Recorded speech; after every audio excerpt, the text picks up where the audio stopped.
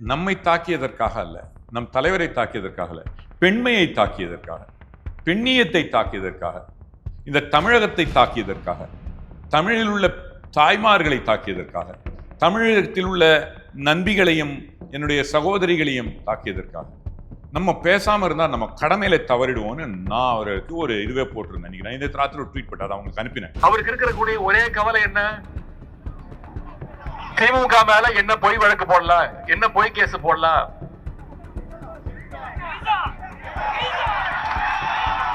எங்க தண்ணி வருதோ இல்ல அக்கா தண்ணி வரணும். நாளைக்கு சட்டசபை கூட இருக்கு, பட்ஜெட் தாக்கல் செய்ய போறாங்க. இந்த நேரத்தில் ஒரு எதிர்க்கட்சி தலைவரை முடக்குவது மாதிரி கைது செய்யப்பட்டிருக்கிறார் அப்படின்னு சொல்லப்படுது. உதயநிதி அவர்களே, இன்று முதல் உங்களுடைய பெயர் ஆபாச நிதி என்று அழைக்கப்படும் என்று நான் சொல்லவில்லை, தமிழகத்தில் உள்ள தாய்மார்களும் சகோதரிகளும் சொல்லி. இது வருத்தத்தை அளிக்கிறது. ஏன்னா ஒரு எதிர்க்கட்சி தலைவர் சட்டசபையில் இருக்கணும், ஆனா இந்த நேரத்தில் பேசுறது அவருக்கு ஒரு இதுவானம். Anyway I am sad. ஆபாச நிதி உதயநிதியாக மாறும் காலத்தை நான் எதிர்பார்த்து கொண்டிருக்கிறேன். ஆனால் மக்கள் கொடுத்த பட்டம் நீங்க மாற்றிடுது. உங்க கூட்டணி கட்சிகளாக இருந்தாங்களே, அவங்க நீங்க சொல்றதை கேட்க போறதில்ல, சொல்லி வேணா முடிஞ்சா வித்ரா பண்ண சொல்லி பாருங்க. 200 சீட் வர போறது. எங்களுக்கு நன்மை செய்வீர்கள், தயவு செய்து அதை செய்யுங்கள். காணாமல் போவீர்கள். அதுவும் இன்னைக்கு பண்ணதில் உங்களுக்கு ஒரு சீட்டு கூட வராது.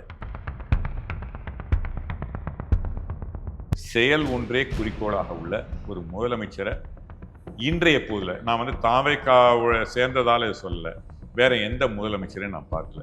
செயல் ஒன்றே. என்னுடைய வேலை என்னை மக்கள் முடிவு செய்யட்டும். என் பேச்சால இல்லை. அவர் பேச்சை விட தன்னுடைய செயலைத்தான் அதிகமாக விரும்புகிறாரு. அதைத்தான் மக்கள் பார்க்கணும்னு நினைக்கிறாரு. அதுதான் அவர் செஞ்சுக்கிட்டு இருக்காரு. இவங்களுக்கு தான் வாயிலே வடை சொல்கிறவங்க. வடையை மட்டுமா சுட்டுட்டு இருக்காங்க. வேணாம், நான் எனக்கு மனசில் வருது சொல்லுவாங்கல்ல, சொல்ல வேணாம்.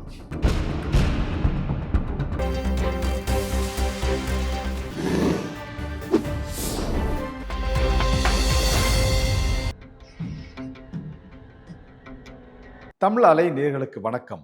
இன்றைய சந்திப்பில் நம்மோடு இணைந்திருப்பவர் தாவேகாவின் தேசிய செய்தி தொடர்பாளர் திரு அமெரிக்கை நாராயணன் அவர்கள். அவர்களை வரவேற்பதில் மகிழ்ச்சி. வணக்கம் சார். வணக்கம், எப்படி இருக்கீங்க? நலம் சார். சார், நேற்று தஞ்சாவூரில் நடைபெற்ற திமுக சார்பிலான ஒரு ஆர்ப்பாட்டத்தில் எதிர்க்கட்சி தலைவராக இருக்கக்கூடிய திரு உதயநிதி ஸ்டாலின் அவர்கள் பேசிய பேச்சு இப்போ சமூக வலைத்தளங்களில் சும்மா வைரலாக போயிட்டு இருக்கு. அதே மாதிரி ஒரு ஆபாசமான பேச்சாகவும் சித்தரிக்கப்பட்டு திரு உதயநிதி ஸ்டாலின் அவர்கள். ஏன்னா எல்லாரும் இன்னைக்கு பார்த்தேன், அவர் பேரை மாற்றிட்டாங்கன்னு சொன்னாங்க. உதயநிதி ஸ்டாலின் இல்லையா அவர் பேர், ஆபாச நிதி ஸ்டாலின் அப்படின்னு அவங்க பேர் சொல்லிட்டு இருக்காங்க. அதை நீங்கள் யார் பேர் சொல்றீங்கன்னு தெரியல. அதான் உதயநிதி ஸ்டாலின் அவர்கள் பெண்கள் பற்றி இழிவாக பேசியதாக இன்று கைது செய்யப்பட்டிருக்கிறார். அவருடைய பேச்சையும் இன்று கைதையும் எப்படி பார்க்குறீங்க ஒரு தேசிய செய்தி தொடர்பாளராக? எனக்கு ரொம்ப வருத்தத்தை அளிக்கிறது. ஏன்னா உண்மையிலேயே நான் நேற்று இந்த பார்ட்டியை பற்றி தெரியணும்னா, நேற்று அது ஒரு மதியம் என்னை ஒரு 2-3 மணிக்கு தான் என்னை நியமிக்கிறாங்க. எனக்கு கூட தெரியாது. எனக்கு 2-3 கால் ப்ரெஸ்லேருந்தும் என்னுடைய நண்பர்கள்ட்டேருந்தும் செய்தியில் வந்திருக்குன்னு. அப்படிங்களான்னு கேட்டேன். ஒரு 4-4:30 மணிக்கு எனக்கு பல டிவிலேருந்து இவர் இந்த மாதிரி பேசியிருக்காரு, உங்கள் பதில் என்னன்னு. நான் சாதாரணமாக பதில் கொடுத்துருவேன். ஆனால் இந்த பார்ட்டியில் சேர்ந்துருக்குமேன்னு சொல்லிட்டு நான் கேட்டேன் அவங்கள. வேணாம் சார், அவங்க சொல்லிட்டு போகிறாங்க அப்படின்றது தான் முதல் இது, தெரியுமா? இதை நான் கதைக்காக சொல்லலை. அப்புறம் மறுபடியும் எனக்கு கால் எனக்கு அப்புறம் தான் நான் இதை போய் பார்த்தேன். இந்த மாதிரி சொல்லிட்டாங்க. தான் ஐ டோல்ட் தம், இதை பேசாமல் இருக்கக்கூடாது. இது நம்மை தாக்கியதற்காக அல்ல, நம் தலைவரை தாக்கியதற்காக அல்ல, பெண்மையை தாக்கியதற்காக, பெண்ணியத்தை தாக்கியதற்காக, இந்த தமிழகத்தை தாக்கியதற்காக, தமிழில் உள்ள தாய்மார்களை தாக்கியதற்காக, தமிழகத்தில் உள்ள நண்பிகளையும் என்னுடைய சகோதரிகளையும் தாக்கியதற்காக நம்ம பேசாம இருந்தா நம்ம கடமையில தவறிடுவோம்னு நான் அவருக்கு ஒரு இதுவே போட்டிருந்தேன். நினைக்கிறேன் இந்த ராத்திரி ஒரு ட்வீட் போட்டு அதை அவங்களுக்கு அனுப்பினேன். அப்புறம் மறுபடியும் யோசிச்சுட்டு எங்கிட்ட சொன்னாங்க, போகலாம் சார், பேசலாம் சார் சொன்னாங்க. அதாவது ரொம்ப எங்க தலைவர் யாரையும் தரம் குறைந்து பேசக்கூடாதுன்னு எனக்கு மட்டும் இல்லை, மற்றவர்களுக்கு சொல்லியதை நான் கேள்விப்பட்டிருக்கேன். நியமித்தவர்களுக்கெல்லாம் முதல்ல பேசச்சே கூட, சார் உங்கள் இது இப்படி இருக்கலாம், ஆனால் மற்றவர்களை தரம் குறைந்து விமர்சிக்க வேணாம்னு சொன்ன எங்கள் தலைவர். அதனால் இதை ரொம்ப ஜாக்கிரதையாக தான் அவங்க ஹேண்டில் பண்ணுறாங்க. ரொம்ப அதாவது சம்டைம்ஸ் பொறுமையையும் மெக்னானிமிட்டியும் அவங்க வந்து வீக்னஸாக நினைக்கிறாங்க. ம். இது இன்னைக்கு தமிழகத்தில் இருக்க பெண்கள் குமுறுறாங்க, தாய்மார்கள் குமுறுறாங்க.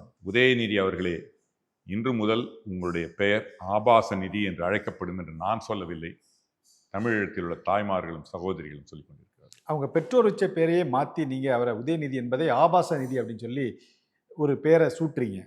நான் சூட்டல, தமிழக மக்கள் சூட்டுறாங்க. அவர் ஒன்றும் ரொம்ப ஆபாசமா பேசல அப்படிங்கிறது தான் திமுக காரங்களுடைய வாதமா இருக்கு. அவர் என்ன ஆபாசமா பேசல? அதுல நியாயம் தாங்க. அதாவது திமுக காரனுக்கு ஆபாசத்திலேயே ஊறினவங்க, அவங்களுக்கு இது ஆபாசமா தெரியாம இருக்கலாம். அவர்கள் பாபபிளி அவங்களுடைய தாய்மார்கள்ட்ட இது மாதிரி அவங்களே பேசியிருப்பாங்களோ, பேசக்கூடாது, அவங்க பேசியிருப்பாங்களோ தெரியல. பேசி பாருங்க உங்க தாய்மார்கள்ட்ட, அவங்க சொல்லுவாங்க. இதை வந்து தரக்குறைவு, நல்ல ஒரு தமிழகத்துக்கு ஒரு எடுத்துக்காட்டா. நேற்று நான் உண்மையிலேயே எதிர்பார்த்துருந்தேன், அவர்கிட்ட கற்றுக்கணும். காவேரி இல்லை, அவர் சொல்றதுல ஏதாவது இருந்தால் எடுத்து திருத்திக்கலாம். யாரா இருந்தா உதயநிதியே ஆபாச நிதியே சொன்னாலும் அதில் அறிவு சார்ந்த கருத்துக்கள் இருந்தால் எடுத்துக்கிட்டு மாற்றிக்கிறதுல ஒன்றும் தவறு இல்லையே. So I am really chat. I am chat for Tamil Nadu. I am chat for DMK also. இப்படி ஒரு தலையேறல். ஆனால் அவங்களுடைய பாரம்பரியம் இதுதான். நாளைக்கு சட்டசபை கூட இருக்கு, பட்ஜெட் தாக்கல் செய்ய போறாங்க. இந்த நேரத்தில் ஒரு எதிர்க்கட்சி தலைவரை முடக்குவது மாதிரி கைது செய்யப்பட்டிருக்கிறார் அப்படின்னு சொல்லப்படுது. எதிர்க்கட்சி தலைவராக பேசியிருந்தால், அதற்கான தகுதியாக பேசியிருந்தால் நிச்சயமாக நானே சொல்லியிருப்பேன் இது பண்ணாதீங்கன்னு. அவர் இன்னைக்கு நான் இந்த அரசு அவரை அரசு செய்யலைன்னா அரசு தங்கள் கடமையிலிருந்து தவறியவர்கள் ஆவார்கள்.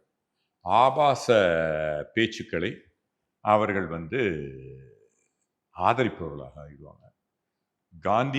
Mahatma Gandhi said, non-cooperation with evil is as important as cooperation with good. அதாவது தீய சக்தி, அவரை காந்தியை சொல்றாரு, தீய சக்திகளை அவர்களோட சேர்ந்து விலகி இருப்பது மட்டும் அவசியம் இல்லை, நல்ல சக்திகள் நல்ல காரியங்கள் செய்யணும். இப்போ தீய சக்தின்றத நாங்கள் எதை சொல்லுவாங்களே, don't get involve with the pig in its level, because the pig likes you to get there. அதுக்கு அந்த இடம் தான் பிடிச்சிருக்கு, பன்னிக்கு அந்த இடம் தான் பிடிக்கும், அதுக்கு நீங்கள் போயிடாதீங்கன்னு சொல்லுவாங்க. ஆனால் ஒரு சொசைட்டியே அந்த இடத்துக்கு இழுத்து போச்சு. அரசாக இதை அந்த சொசைட்டி அவ்வளோ தாழ்ந்து போகாமல் மக்களுடைய உணர்வுக்கு மதிப்பு கொடுத்து, பெண்ணியத்திற்கும் தாய்மார்களுடைய உணர்வுகளுக்கு மதிப்பு கொடுத்து ஒரு ஆக்ஷன் எடுக்க வேண்டியது இந்த அரசுடைய கடமை. அரசா இந்த கடமையை செய்யறாங்க. இது வருத்தத்தை அளிக்கிறது. ஏன்னா ஒரு எதிர்க்கட்சி தலைவர் சட்டசபையில் இருக்கணும், ஆனா இந்த நேரத்தில் பேசுறது அவருக்கு ஒரு இது வேணாம். Anyway I am sad. ஆபாச நிதி உதயநிதியாக மாறும் காலத்தை நான் எதிர்பார்த்து கொண்டிருக்கேன். ஆனால் மக்கள் கொடுத்த பட்டம் நீங்க தெரியாது. ஓகே சார், சட்டப்பேரவையில் முதலமைச்சர் ஒரு ஆக்ஷன் காமிச்சார். அதே மாதிரி அப்பாவை காணும் அப்படின்னு ஒரு தேடினார். இதெல்லாம் கூட்டணிக்கு, அதாவது தாவேக்காவோட கூட்டணி கட்சியாக இருக்கக்கூடிய விடுதலை சிறுத்தைகள், கம்யூனிஸ்ட்லாம் கடுமையாக கண்டனம் தெரிவித்தாங்க. இந்த மாதிரி முதலமைச்சர் பேசியிருக்க கூடாது அப்படின்னு ஒரு கண்டனத்தை தெரிவித்தாங்க. அதே மாதிரி இன்னைக்கு ஒரு தமிழ்நாட்டினுடைய பெண்ணை தாக்குவ மாதிரி பேசுகிற இந்த பேச்சுக்கு கூட்டணி கட்சிகள் ஒரு எதிர்ப்பு கூட தெரிவிக்கல இன்னைக்கு வரைக்கும். நேற்று பேசினார் காலையில். இது அதான் சொல்றேனே, இதை எங்களுக்கு ஒரு ப்ராப்ளம் இல்லைங்க. எந்த கூட்டணியாளர் இருக்கட்டும், யார் வேணாலும் இருக்கட்டும், மக்கள் நீங்கள் நல்லவர்களோடு சேர்ந்துருக்கீங்களா, நல்லதை ஆதரிக்கிறீங்களா? நீங்கள் தாவேக்காவை, நான் உண்மையிலேயே நான் தாவேக்கா ஆதரிக்கணும்னு வரல, அவங்க செஞ்ச நல்லதை ஆதரிக்கணுன்றேன். கரப்ஷன் இல்லாத ஒரு தமிழ்நாடு, கரப்ஷன் இல்லாத எல்லாத்தையும் பண்ணிக்கிட்டு இருக்காங்க. இதையெல்லாம் ஒரு இரண்டாவது சுதந்திர போர் அடித்தட்டு மக்களுக்குரிய உதவுதுன்றதை பார்க்குறேன். அவர்கள் நல்லவர்கள் கூட இருக்காங்களா, இல்லை தீய சக்தி கூட இருக்காங்களா அப்படின்னு மக்கள் கண்காணிச்சுக்கிட்டே இருக்காங்க. இந்த அரசு உங்களை சார்ந்து இருக்கிறதுன்ற இந்த கனவுல இருக்காதீங்க. இந்த அரசும் சரி, ஜனநாயக நாட்டில் நம்ம எல்லாருமே மக்களை சார்ந்து இருக்கிறோம். மக்களுக்கு நீங்கள் தைரியம் இருந்தால், நான் சொல்கிறேன், நீங்கள் தைரியம் இருந்தால் நீங்கள் இங்கே ஃபோர்ஸ் பண்ணீங்கன்னா மக்கள் 200க்கும் மேலே இந்த அரசுக்கு ஆதரவு கொடுப்பாங்க. தனித்து நின்றே இதை ஜெயிக்க முடியும். ஆனால் விஜய் அவர்கள் பார்த்தேன்னா இவர்கள் யாருமே எங்கள் கூட இல்லை, தாவேக்கா கூட இல்லை எலெக்ஷன் போது. உண்மையிலேயே எதிர்பார்த்தாங்க. நான் ஒன்றும் கேட்டால் மாற்றுக் கட்சியில் இருக்கச்சே விஜய்க்கு ஆதரவு கொடுங்கள்னு உறக்க சொன்னவன் 1 வருடமா 2 வருடமா சொல்லிக்கு வந்தவன் நான். அப்படி இருந்தும் அப்புறம் வந்தவங்களுக்கும் இத்தனை வருடமா நீங்கள் அவங்களுக்கு போய் கெஞ்சி கெஞ்சி இருந்தும் அவங்களுக்கு கூட்டணி மந்திரி சபையில் இடம் கொடுக்காதவர்களுக்கு இடம் கொடுத்துருக்காரு. ஞாபகம், ஒரே ஒரு ஆளை வச்சுக்கிட்டு இருந்தால் கூட மதித்து இடம் கொடுத்திருக்கிறார். வந்தாரை வாழ வைக்கும் தமிழகம்னு சொல்லுவாங்க. இது வந்தாரை வாழ வைக்கும் தாவேக்கா விஜய் என்று நான் சொல்கிறேன். நான் சொல்லலை, மக்கள் சொல்கிறாங்க. நான் மக்களுடைய வாய்ஸ் தான் பிரதிபலிக்கிறேன். நான் தாவேக்காவோட பர்சனாக இருக்கலாம் இன்று, ஆனால் நான் மக்களின் குரலை எதிர்பார்த்தால் தான் என்னுடைய பல செயல்கள் 5 மில்லியனுக்கும் மேலே 50 லட்சம் பேர் திரும்ப திரும்ப பார்த்துக்கிட்டு இருக்காங்க. Okay sir.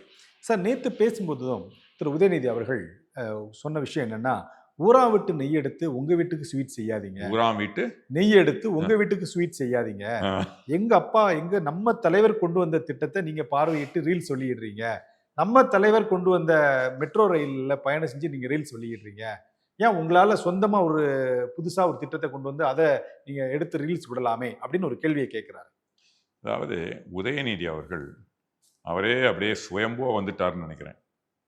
அவர்கள் எங்க காமராஜர் போட்ட அடித்தளத்தில் வந்தாங்க. நான் அவர்களுடைய பங்கை மறுக்கலை. நான் ரொம்ப தெளிவாக இருக்கேன்.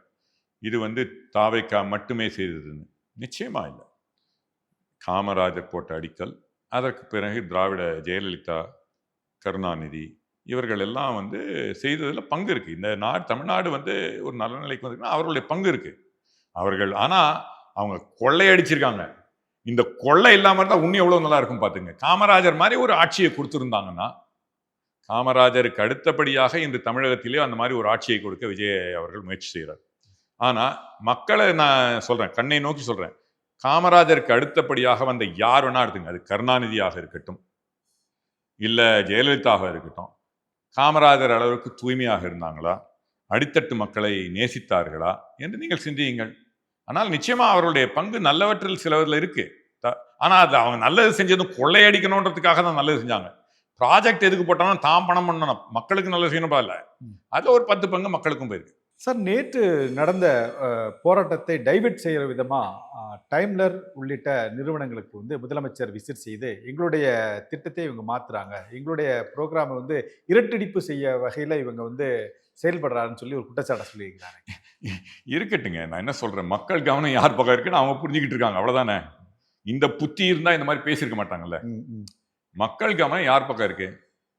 தலைவர் விஜய் பக்கம் இருக்கு. ஆனால் தலைவர் விஜய்ன்ற ஒரு காரணத்துக்காக இல்லை, மக்களுக்கு நல்லது செய்கிறாரு, ராத்திரி பகலாக மக்களுக்கு நல்லது செய்கிறாரு.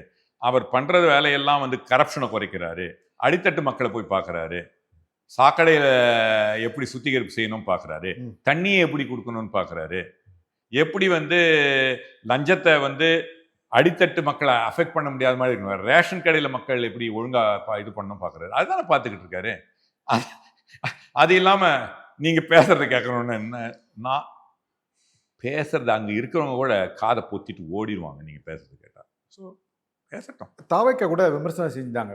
அதாவது நீங்கள் போராட்டம் நடத்துறதுக்காக முதலமைச்சர் அவர் செய்யக்கூடாதா, அவர் போய் ஒரு நிறுவனங்களை பார்வையிடுறது கூட தவறா அப்படின்னு சொல்லி மாதிரி கூட கேட்டிருந்தாங்களே. அது இல்லைங்க, அதான் சொல்கிறேன், அவங்க பண்ணட்டுங்க, நான் வேணான்னு சொல்ல.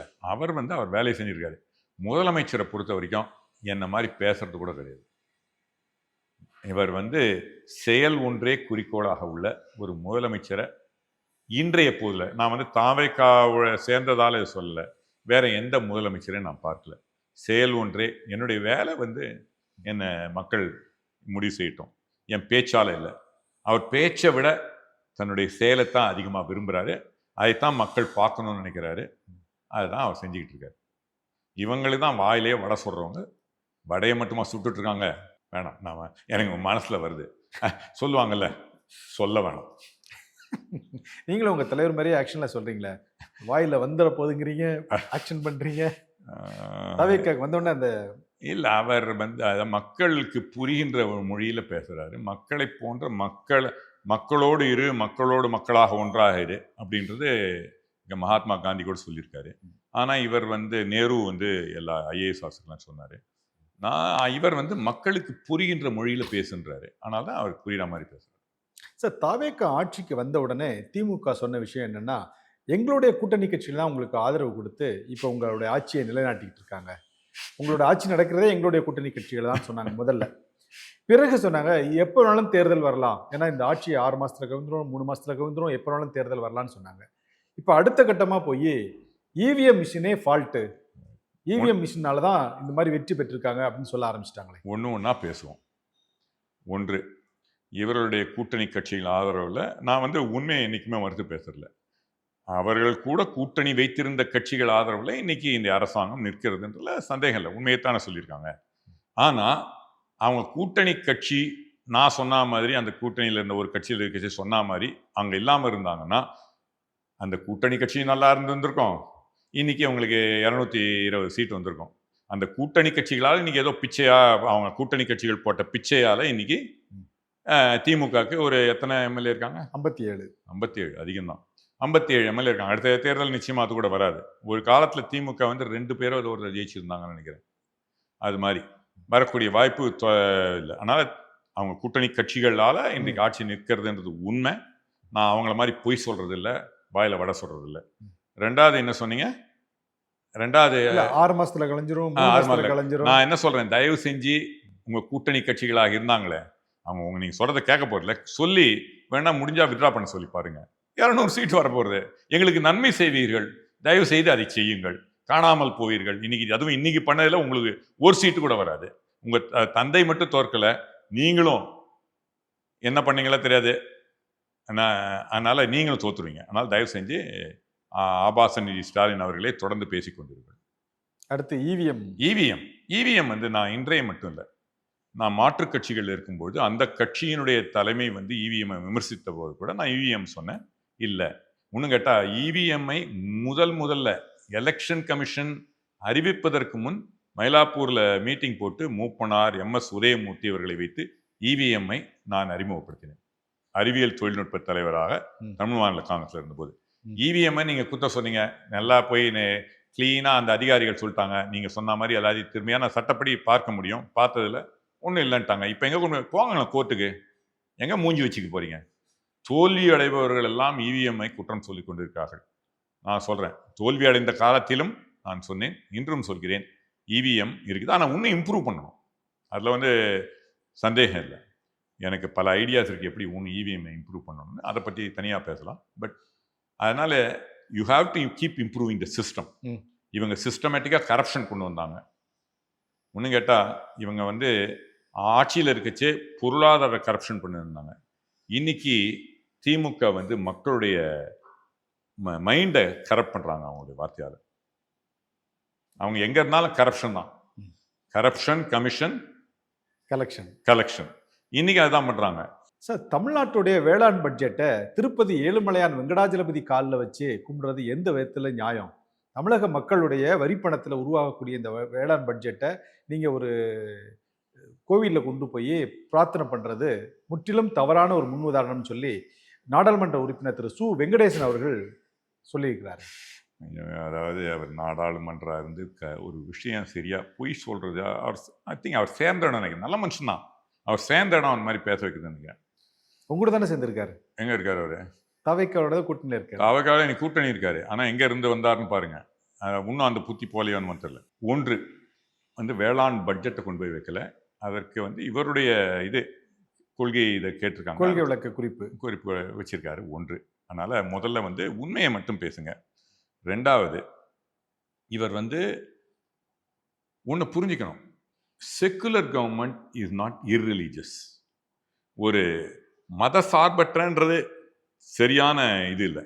செக்குலர்ங்கிறது ஒரு மதத்தை இழிவுபடுத்தக்கூடிய இது இல்லை. அவர்களுக்கு அவருடைய எல்லாருடைய நம்பிக்கைகளுக்கும் மதிப்பு கொடுப்பது தான் செக்குலரிசம். அதனால இது செக்குலரிசத்தை சரியாக புரிந்து கொள்ளாத ஒரு முட்டாள்கள் பேசுகின்ற இது. அவர் கொஞ்சம் புத்திசாலியாக தான் இருப்பார்னு நான் நினைக்கிறேன். மேபி கற்றுக்குவாருன்னு தெரியாது. ஸோ இது வந்து நீங்கள் இவர் எங்கள் தலைவர் சர்ச்சுக்கு போகிறாரு, எங்கள் தலைவர் கோயில்களுக்கு போயிடுறாரு. திருச்செந்தூர் போனார், சாமுண்டீஸ்வரர் கோயில் போனார். அதனால் எம்ஜிஆர் மாதிரி இதுக்கும் போயிருந்தார் சாமுண்டீஸ்வரர் கோயில். ஸோ என்னன்னா இதை நல்லா புரிஞ்சுக்கணும். வேளாங்கண்ணி கூட போனார். வேளாங்கண்ணியும் போனார். அதில் ஒன்றும் இது இல்லை. அவர் வந்து இவர் ஜோசப் விஜய்ன்னு சொல்லி ஏமாத்த பார்த்தாங்க இந்த பிஜேபிக்காரங்க. நல்லா மக்கள் குத்தாங்க. ஜோசப் விஜய் அவர்கள் தான், அவர் அப்படி தான் உறுதிமொழி எடுத்துக்கிட்டாரு. அவர் எங்களுடைய தலைவர், எல்லாருக்குமான ஜாதி, மதம், மொழி, இனம் எல்லாற்றுக்கும் மேம்பட்டு அனைவரையும் வந்தார். பெரியார் எடுக்கச்ச கூட ரொம்ப தெளிவாக சொன்னார், அவரோட கடவுள் மறுப்பு நாங்கள் ஏற்றுக்கலன்னு. ஸோ நாங்கள் வந்து உங்களை மாதிரி வாயில் ஒன்றும் இது இல்லை, இல்லைன்னா நேராக கண்ணை பார்த்து சொல்லுவோம். பெரியாருடைய நல்ல செயல்களையும் நல்ல பெண்ணியம் போன்ற இவைகளையும் ஏற்றுக்கொள்கிறோம், சமூக நீதியை ஏற்றுக்கொள்கிறோம். ஆனால் பெரியாருடைய கடவுள் மறுப்பை ஏற்றுக்கொள்ளலைன்னு தான் சொல்லியிருக்கோம். உங்களை மாதிரியா கொள்ளையடிச்சுக்கிட்டு கும்மி அடிச்சுக்கிட்டு பெரியார் இதை பற்றி பேசிக்கிட்டு இன்னைக்கு பெண்ணியத்தை இழிவுபடுத்துங்களே, அந்த மாதிரிலாம் நாங்கள் இல்லை. ஓகே சார், நீங்கள் திரு ஜோசப் விஜய் அப்படின்னு சொன்னதுனால ஒரு கேள்வி எனக்கும் எழுது. அதாவது நாம் தமிழர் கட்சியுடைய தலைமை ஒருங்கிணைப்பாளர் திரு சீமான் அவர்கள் நேற்று பேசும்போது ஒரு விஷயத்த சொல்றார். சினிமாவில் நடிக்கும் போது இருந்த விஜய் முதலமைச்சர் ஆனது போது மட்டும் எப்படி ஜோசப் விஜய் ஆனார் அப்படின்னு. நல்ல கேள்விதான். அவர் ஆகலை, அவர் ஆக்கப்பட்டார். ஏன்னா நாங்கள் எதையும் மறைக்கிறது இல்லை, அவர் எதையும் மறைக்கணும்னு விரும்பலை. நீங்கள் திரும்ப திரும்ப சொன்னீங்க, ஆமாம்பா நீங்கள் பல விஷயங்கள், நான் பல விஷயங்களுக்கு சொல்ல, நீங்கள் போகச்சு அவர் மறைக்க விரும்பலை, நீங்கள் எடுத்துக்காட்டினீங்கன்னா சரி இருக்குன்னு ஒத்துக்கிறோம், அவ்வளோதானே. அவருடைய அவருக்கு வைக்கப்பட்ட பெயர் ஜோசப் விஜய், ஒத்துக்கிட்டோம், ஒன்றும் பெரிய விஷயம் இல்லையே. எங்களுக்கு மறைக்கக்கூடியது ஒன்றுமே இல்லைங்க. ரொம்ப வெளிப்படையான அரசாங்கம், வெளிப்படையான முதலமைச்சர், வெளிப்படையான தலைவர். இது வரைக்கும் நான் பார்த்ததுல இது வரைக்கும் உண்மையிலேயே வெளிப்படையாக இருக்கக்கூடிய ஒரு தலைவர், மக்களுக்காக சேவை செய்கிற, சொன்னதை இதுவரைக்கும் செய்ய முயற்சி செய்து கொண்டிருக்கிற தலைவர் அவர் தான். அது முயற்சி மட்டும் இல்லை, முயற்சி வெற்றி அடைஞ்சிருக்குன்றதை மக்கள் பேசிக்கிட்டு இருக்காங்க. ஓகே சார், தமிழ்நாட்டில் தாவேக ஆட்சி நடந்தாலும் மறைமுகமாக பாரதிய ஜனதா ஆட்சி நடத்துது அப்படின்னு சொல்லி விடுதலை சிறுத்தைகள் கட்சியுடைய முக்கிய தலைவர் திரு ஆலூர் ஷானவாஸ் குறிப்பிட்டிருக்கிறார். இவங்களுக்கெல்லாம் அதான் மறுபடியும் என்ன பண்ண, இவங்களுக்கு வந்து வேலையெல்லாம் போயிட்டாங்க. ஐ எம் சாரி, போய் கொஞ்சம் நல்ல வேலையை பாருங்கள், ஆக்கப்பூர்வமான வேலையை பாருங்கள். வேலை இல்லாமல் இருக்கிறதால இந்த idle mind is devil's workshop, அது வேலை பண்ணிட்டு இருக்குன்னு நினைக்கிறேன். மக்கள் பார்த்துக்கிட்டு இருக்காங்க. இது வந்து நாங்கள் செய்கிறது நிச்சயமாக நாங்கள் ஒருத்தருக்கு வேலை செய்கிறோம். அது யாருக்கு தெரியுமா? மக்களுக்கு மட்டும்தான், அடித்தட்டு மக்களுக்கு மட்டும்தான். அது ஒன்று தான் இந்த அரசுடைய குறிக்கோளும் உரைக்கல்லும் கார்னர் ஸ்டோனும் ஒன்றே ஒன்று. அடித்தட்டு மக்கள், அடித்தட்டு மக்களின் வாழ்வை உயர்வு, அடித்தட்டு மக்களின் பொருளாதாரம், பெண்களுடைய பாதுகாப்பு, பெண்களுக்கான உயர்வு, பெண்களுக்கு எதிராக பேசுபவர்களின் அழிவு. முதல்ல ஆரம்பிச்சு கடைசியில் வரைக்கும் பெண்கள் வந்து உயர்வா மதிக்கணும் அப்படின்னு மாதிரி சொல்லி முடிச்சு எங்கள் தலைவர் அப்படிதான் சொல்லிருக்காரு. இந்த நாடு அதுதான் விரும்புது. பெண்களுடைய ஓட்டு, நண்பிகளோட ஓட்டு, தாய்மார்களுடைய ஓட்டு தானே இந்த கட்சியை கொண்டு வந்தது. அதுக்கு நாங்கள் விசுவாசமா இருக்கோம். ஓகே சார், தொடர்ந்து பேசலாம் சார். நன்றி, வணக்கம். வாய்ப்புக்கு நன்றி.